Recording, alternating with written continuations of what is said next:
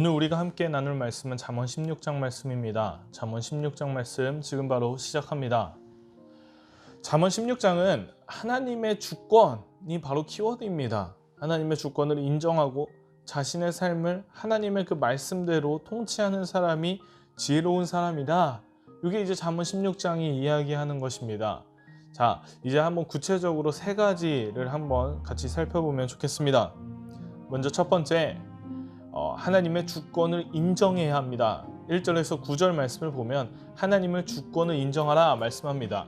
주권이라 함은 하나님을 우리의 삶의 주인으로 인정한다는 의미입니다.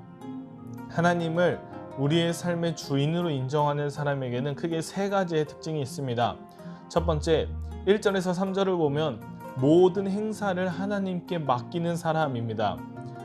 하나님은 일하시는 하나님, 섭리하시는 하나님, 응답하시는 하나님입니다. 우리의 기도의 응답은 하나님께 있습니다. 하나님은 사람의 마음과 말과 행위를 감찰하십니다.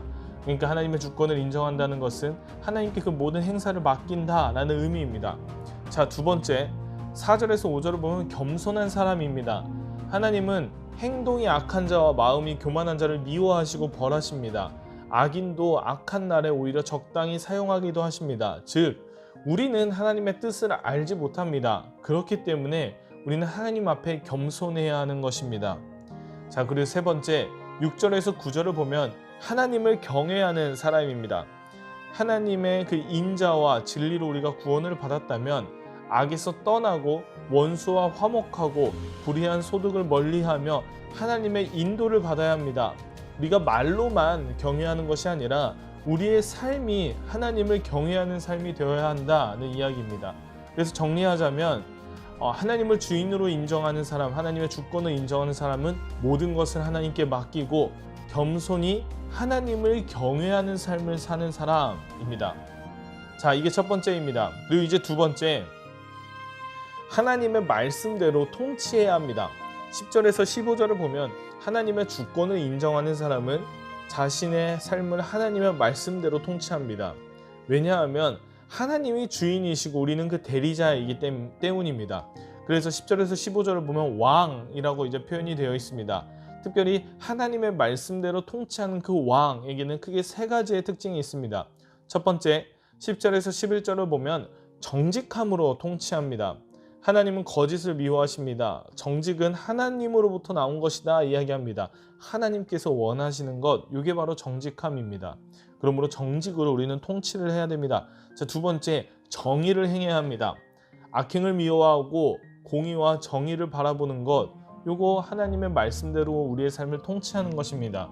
그리고 세 번째, 은택을 베풀어야 합니다. 14절에서 15절을 보면 생명을 살리는 그 늦은 비와 같이 우리가 주변을 살리는 일을 해가야 합니다.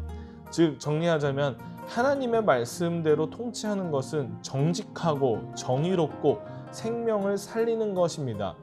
하나님의 주권을 인정하는 자는 하나님의 말씀대로 통치하는 자다. 이게 이제 두 번째입니다.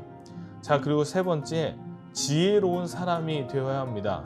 16절에서 33절을 보면 지혜로운 사람이 되어야 한다 말씀합니다. 특별히 지혜로운 사람에게는 10가지 특징이 나타나 있습니다.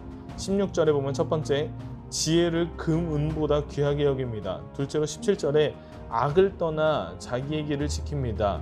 셋째로 18절에서 19절을 보면 겸손한 자와 함께 마음을 낮추는 자입니다.